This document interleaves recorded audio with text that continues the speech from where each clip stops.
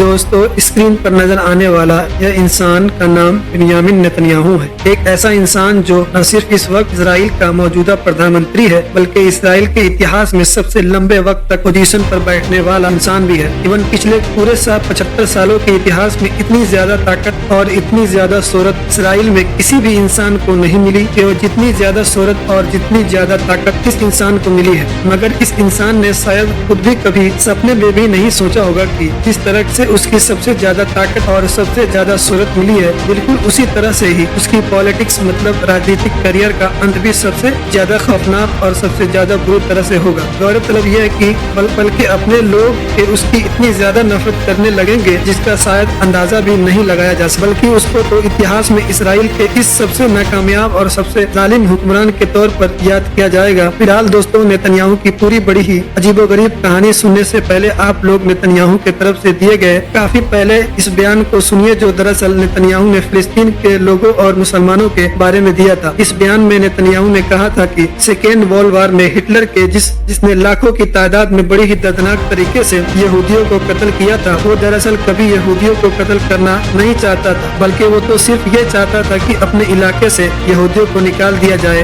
मगर तभी उस दौर के एक बड़े और मशहूर मुस्लिम आलिम, जो दरअसल इस दौर में फिलिस्तीनी शहर के थे, यरूशलेम में रहा करते, उनकी तरफ से हिटलर को खूब चढ़ाया गया। उनकी हिटलर को समझाया कि तुम ये गलती ना करो, क्योंकि अगर तुम सिर्फ यहूदियों को अपने इलाकों से निकालोगे तो वो हमारे इलाके मतलब फिलिस्तीन में आकर आबाद हो जाएंगे। तो इस पर हिटलर की तरफ से पूछा गया था, अगर मैं ऐसा ना करूं, मतलब कि उनको निकालूं ना तो आखिर क्या करूं? इस पर यरूशलेम के मुफ्ती ने हिटलर को मशवरा दिया था, तुम ऐसा करो कि इन सब को खत्म कर डालो। और उनकी मुफ्ती की राय की हिटलर ने बड़ी दर्दनाक और जालिमाना तरीके से चुन चुनकर यहूदियों को कत्ल करना शुरू कर दिया। मतलब नेतन्याहू साफ तौर पर यह कहना चाह रहे थे कि सेकेंड वर्ल्ड वार में जो लाखों यहूदियों को कत्ल किया गया था, वो पूरा होलोकास्ट हुआ था, उसके जिम्मेदार भी कोई और नहीं बल्कि सिर्फ फिलिस्तीनी मुसलमान थे। वैसे तो दोस्तों, यह ऐसा बेबुनियाद और झूठा इल्जाम था कि जिसको न सिर्फ दुनिया भर में मुसलमान की ही न तरफ से बल्कि लिबरल यहूदी की तरफ से भी ठुकरा दिया गया। सब लोगों ने इस दौर में इस बयान पर नेतन्याहू का मजाक ही बनाया था। मगर जाहिर है कि इस बयान से इस बात का अंदाजा साफ लगा जा सकता है कि नेतन्याहू के दिल में और दिमाग में मुसलमानों के लिए, स्पेशली फिलिस्तीनी मुसलमानों के लिए किस हद तक नफरत भरी पड़ी हुई। और ये पहला मौका नहीं था, बल्कि नेतन्याहू तो अपने पूरे पॉलिटिक्स करियर में ही फिलिस्तीनी मुसलमानों को लेकर इस तरह की एक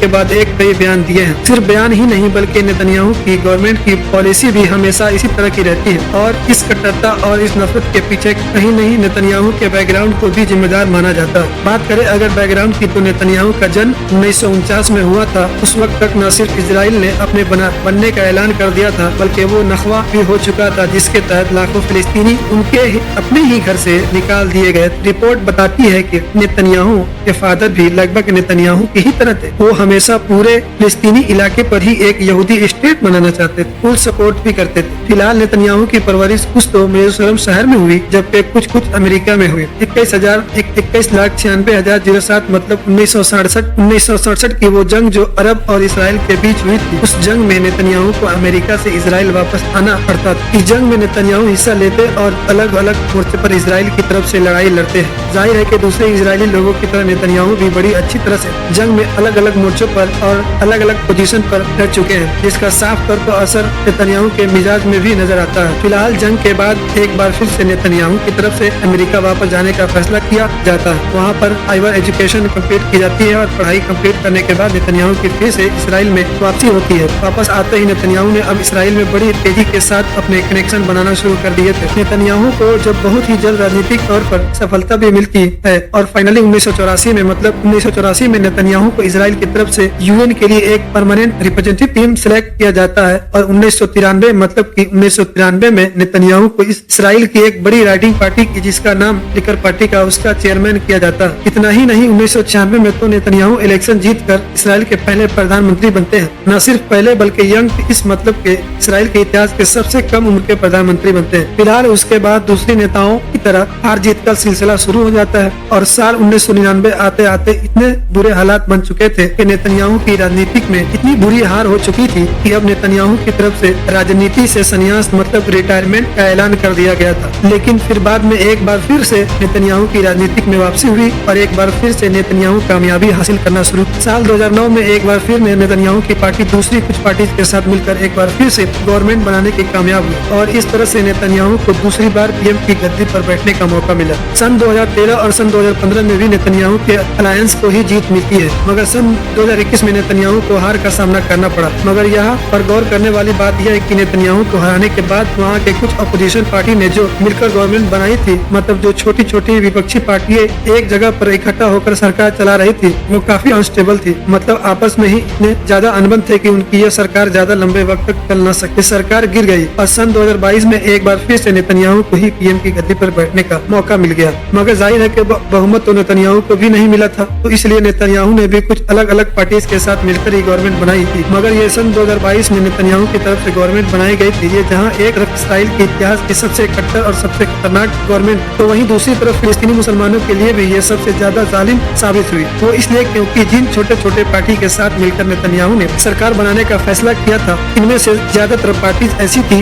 जो फिलिस्तीनी लोगों के नफरत के मामले में नेतन्याहू से भी कहीं आगे खड़ी हुई। मतलब नेतन्याहू जैसा इंसान भी कट्टरता के मामले में इन पार्टीज के सामने दूर तक नजर नहीं आता। इन सब पार्टीज की ज्यादातर नेता सिर्फ ग्रेटर इसराइल के ही नहीं बल्कि काले सुलेमानी जिसकी आजकल हर टेम्पल के नाम से जाना जाता है, उसको बनाने की भी फुल सपोर्ट है। नेतन्याहू जैसा नेता की जो पहले से ही काफी कट्टर रहा है और पहले से ही फिलिस्तीनियों की जमीन पर गैर कानूनी तरीके से कब्जा करने और वहाँ पर नई बस्तियां सेटलमेंट मतलब कि यहूदियों को आबाद करने का सपोर्ट कर रहा। अब वो इन नई कट्टर पार्टीज के अपने गवर्नमेंट में आने की वजह से चाहते हुए या फिर या कहिए कि न चाहते हुए भी इस काम को और भी ज्यादा तेजी के साथ करने लगा। फिलिस्तीन और मिडल जो वेस्ट बैंक का इलाका है, अब उसमें झड़पें बढ़ना शुरू हो गई और वह हर दिन के साथ वहाँ के हालात खराब से खराब होते चले गए। वहाँ पर गवर्नमेंट की तरफ से सेटलमेंट मतलब कि और भी ज्यादा से ज्यादा यहूदियों को लाकर आबाद किया जाने का लगा। फिलिस्तीनी लोगों से जबरदस्ती उनकी अपनी ही जमीन छीनी जाने लगी। इस तरह की खबरें आना भी आम की बात हो गई कि जब कट्टर यहूदी लोग मुसलमान को उकसाने के लिए अपने एक ताकतवर नेता को लेकर उसके साथ मस्जिद अक्सा के कंपाउंड में घुस जाते हैं और वहाँ पर मुसलमानों को उकसाने की कोशिश करते हैं। इन सभी हरकतों की वजह से ही फिलिस्तीन का कत्लेआम दंगा फसाद पहले से ही कई गुना ज्यादा बढ़ गया। हद तो तब हो गई जब हमास में ही एक चीज बुनियादी बनकर इसराइल के ऊपर अटैक लॉन्च कर दिया। तो दोस्तों 7 अक्टूबर के दिन जो हमास की तरफ से इसराइल के ऊपर पूरा ऑपरेशन लॉन्च किया गया था, उसकी सबसे बड़ी वजह हमास की खुद की तरफ से यही चीज बताई गई थी कि हमास कहा था कि मस्जिद अक्सा हमारी रेड लाइन और उसको इसराइल ने पिछले कुछ महीनों में लगातार बार क्रॉस करने की कोशिश की है और इसलिए हमास ने इस मिशन को नामित फ्लड तूफान अक्सा के नाम से अलक्सा के दिया था। सिर्फ बात थी कि छोटी पार्टीज के कट्टर और नफरती नेताओं की, जिनके साथ आज के दौर में बेंजामिन नेतन्याहू अपनी सरकार चला रहे हैं। मगर इससे आप लोग को बिल्कुल भी ना समझ लेना कि नेतन्याहू किसी से भी कम है, क्योंकि अगर आप लोग पिछले 30 से 35 साल का पूरा इतिहास उठाकर देखें तो जब इतिहास में किसी इंटरनेशनल प्रेशर की वजह से इसराइल और फिलिस्तीन के बीच कोई पीस डील करने की कोशिश की गई है, मतलब कोई समझौता करने की कोशिश की गई है, तो उस समझौते में अगर कोई इंसान सबसे बड़ा रोड़ा, सबसे बड़ी रुकावट बना है तो वो कोई और नहीं बल्कि बेंजामिन नेतन्याहू है। मिसाल के तौर पर सन 1993 में जब फिलिस्तीन के यासिर अरफात और इसराइल उस वक्त के प्रधानमंत्री बीच एक समझौता हुआ था, जो इतना बड़ा ऐतिहासिक समझौता था कि जितना बड़ा न तो पहले कभी हुआ था, क्योंकि इसकी पूरी दुनिया को अब यकीन हो गया था कि ये मामला अब हमेशा के लिए सुलझ जाएगा। फ्यूचर में अब हमेशा के लिए स्टेट मतलब दोनों देश वजूद में आएंगे। ये समझौता इतना बड़ा था, इस चीज का अंदाजा इस बात भी लगाया जा सकता है कि दोनों ही लोगों को मतलब कि यासिर अरफात और इसराइल के प्रधानमंत्री को पीस नोबेल प्राइज से भी नवाजा गया था। मगर दोस्तों बेंजामिन नेतन्याहू ने इस समझौते के खिलाफ इसराइल के भरपूर तरीके से अपने प्रधानमंत्री के खिलाफ कैंपेन चलाया। धीरे धीरे इसराइल में अब ऐसी नफरत पैदा हुई कि एक कट्टर यहूदी ने अपने प्रधानमंत्री को ही गोली मारकर कत्ल कर डाला। कि जिस प्रधानमंत्री ने यह समझौता किया था, इस पूरे मामले से इसराइल के अंदर पैदा होने वाली खतरनाक नफरती लहर नहीं, सन 1996 में बेंजामिन नेतन्याहू को न सिर्फ इलेक्शन में जीतने में मदद की बल्कि बेंजामिन नेतन्याहू को इसराइल का प्रधानमंत्री बना डाला। फिलहाल दोस्तों इसराइल की राजनीतिक में एक लंबा सफर तय करने वाले नेतन्याहू का राजनीतिक करियर अब लगभग बिल्कुल एंड के करीब पहुंच चुका है। जिस तरह का माहौल वक्त नेतन्याहू के खिलाफ इसराइल के अंदर देखा जा रहा है, इस तरह से पहले कभी भी नहीं देखा गया। वैसे तो इस चीज में पीछे बहुत सारी वजह है, मगर जो सबसे मेन वजह बताई जाती है वो दरअसल बेंजामिन नेतन्याहू के क्रिमिनल रिकॉर्ड है। ये कहा जाता है कि अगर नेतन्याहू इस वक्त इसराइल के प्रधानमंत्री राजधानी की गद्दी पर नहीं होते तो वो कहीं और नहीं बल्कि सिर्फ जेल में होते। इस तरह के क्राइम नेतन्याहू की तरफ से किए गए हैं और जिस तरह के मुकदमे इस इंसान पर चला रहे हैं उसका कोई भी जेल जाने से रोक नहीं सकता। इस इंसान के ऊपर न सिर्फ आरोप है कि इसने अपने यहाँ की मीडिया को खरीदा और पैसे वगैरह देकर अपने फेवर में कवरिंग करवाई है, बल्कि साथ ही साथ बेंजामिन नेतन्याहू और उनकी बीवी पर इस चीज का इल्जाम भी है कि लोगों को बहुत सारे बड़े बड़े व्यापारियों को फेवर करने के लिए उनसे महंगे महंगे तोहफे लिए। करप्शन की वजह से ही नेतन्याहू के खिलाफ इस्राएली अदालतों में जो मुकदमे चल रहे थे उससे तो अंदाजा लगाया जा रहा था कि आप बहुत ही जल्द वहाँ के कोर्ट नेतन्याहू के ऊपर राजनीतिक बैन लगाकर इस इंसान को जेल में डाल देगा। मगर तभी अचानक से वहाँ की गवर्नमेंट गिर गई और नेतन्याहू एक बार फिर गवर्नमेंट में वापसी हुई। नेतन्याहू की ताकत हासिल करते ही सबसे पहले अपने आप को जेल जाने के और अपने राजनीतिक करियर को बचाने का इंतजाम शुरू किया। इस इंसान ने सबसे पहले वहाँ पर कुछ ऐसे कानून बनाए जिसके जरिए वो वहाँ के कोर्ट की शक्ति को ही कंट्रोल कर सके। मतलब कि आम तौर पर जो सुप्रीम कोर्ट दुनिया के हर देश में गवर्नमेंट से ऊपर होता है और गवर्नमेंट की उसके ऊपर कोई गलती नहीं। अब नेतन्याहू ने कुछ ऐसा सिस्टम किया कि सुप्रीम कोर्ट गवर्नमेंट के अंडर में आ जाए, मतलब उससे भी नीचे पहुँच जाए और इस तरह से नेतन्याहू को सिर्फ जेल से छुटकारा मिल रहा था, बल्कि वो राजनीतिक करियर जो लगभग पूरी तरह से डूबने वाला था वो भी बच रहा। मगर तभी इसराइल के कुछ ऐसा हुआ कि जिसकी नेतन्याहू को कभी उम्मीद नहीं थी। नेतन्याहू के खिलाफ सारी की सारी जनता सड़कों पर निकल गई और फिर ऐसे विरोध प्रदर्शन शुरू हुए कि जो दिन ही दिन कुछ हफ्ते में बल्कि अगले कई महीनों तक चलते रहे। इन विरोध प्रदर्शन को दबाने की बहुत ज्यादा कोशिश की गई, कई बार मारा पीटा गया, कई बार अलग अलग तरह के जबरदस्ती इन लोगों को भगाने की कोशिश की, मगर नेतन्याहू का कोई भी पैतरा काम नहीं आया। आम जनता तो आम जनता बल्कि इसराइल की जो मिलिट्री पुलिस या इस तरह के जो दूसरे डिपार्टमेंट में जो लंबे वक्त से नेतन्याहू के नाराज चल रहे थे, सब रिपोर्ट तो यहाँ तक दावा कर रही है कि पिछले एक लंबे वक्त से कोशिश के बावजूद भी कि मिलिट्री का जो लीडर है उसकी बेंजामिन नेतन्याहू के साथ मीटिंग वगैरह नहीं हो रही। और ये सिर्फ इसी वजह से कि क्योंकि बेंजामिन नेतन्याहू इंटरनेशनल पॉलिटिक्स में हद से ज्यादा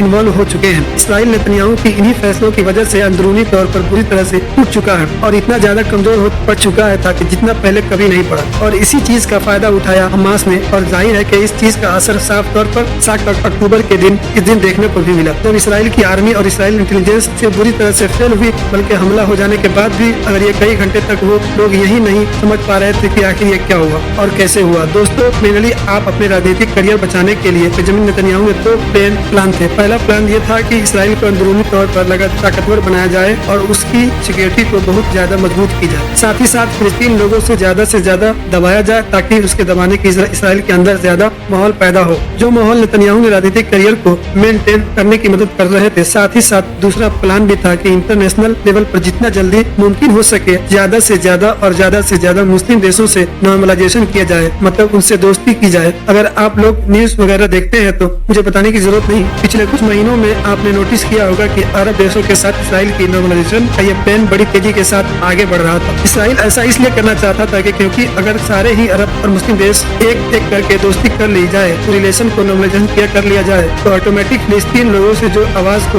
मूवमेंट इंटरनेशनल लेवल पर करता है वो पूरी तरीके से खत्म हो जाएगा, क्योंकि उनकी आवाज उठाने वाले और उनके रिप्रेजेंटेटिव करने वाले लोग ही अब हमारे में आ गए। उनकी बात कौन करेगा? और अंदरूनी तौर पर जो हम ऑलरेडी उनको दबा ही रहे हैं, तो अगले कुछ सालों में ये पूरा फिलिस्तीन मूवमेंट ही सिर से खत्म हो जाएगा। मगर जाहिर है दोस्तों, 7 अक्टूबर के बाद ये क्लियर हो चुकी है कि नेतन्याहू की राजनीतिक करियर के साथ साथ इन दोनों प्लेन पर भी पूरी तरीके से पानी फिर चुका है, क्योंकि जब से ही ये जंग शुरू हुई है तब से ही इसराइल के अंदर अब नेतन्याहू के खिलाफ इतना बड़ा माहौल तैयार हुआ कि लगभग 90% आबादी का तो मानना है कि नेतन्याहू ही इन सारी चीजों के जिम्मेदार है और नेतन्याहू को फौरन अपने पोजीशन को छोड़ देना चाहिए। साथ ही साथ फिलिस्तीन लोगों की जिनके बारे में नेतन्याहू का ख्याल था कि अब उनकी आसानी के साथ दबाया जा सकता है, वो पूरी तरह से दुनिया देख रही है कि इतनी खतरनाक जंग और इतनी लोगों की मौत के बाद भी अपने देश की बात खुल कर रहे हैं, अपने जमीन छोड़ने के लिए तैयार नहीं और उनकी आने वाली नस्लें भी जमीन के लिए शायद जंग करती रहेंगी। वही बात कर लेते हैं अगर दूसरे प्लेन की, तो कुछ अरब देश जो अंदरूनी तौर पर इसराइल के साथ दोस्ती करना चाह रहे थे, अब उनके देशों में ऐसा माहौल तैयार हो चुका है कि अगले कई सालों तक वो लोग चाहते हुए भी इसराइल के साथ खड़े नहीं हो सकते। और अब देशों छोड़ ही दीजिए, बल्कि इस जंग के वजह से अब तो पूरे